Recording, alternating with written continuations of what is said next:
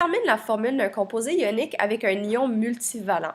Premièrement, un ion multivalent, c'est un ion métallique qui va avoir plus qu'une charge possible.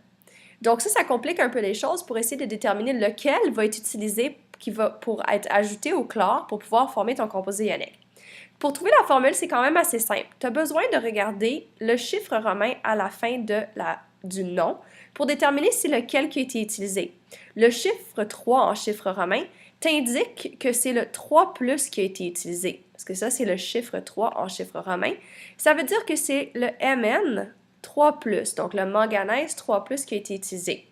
Ici, on a le chlore, puis le chlore a juste une charge possible, c'est du Cl-.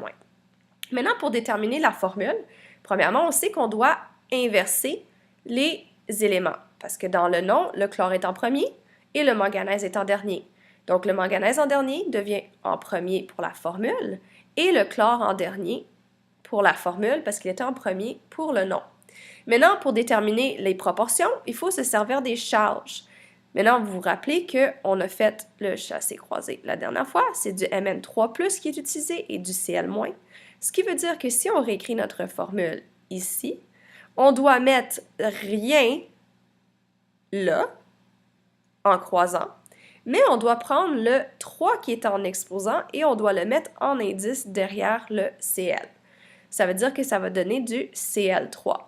La formule finale va donc être MnCl3.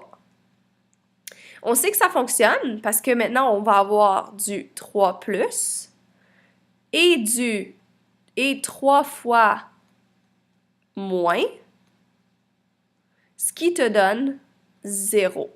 Donc, la formule, c'est MnCl3 pour le chlorure de manganèse 3.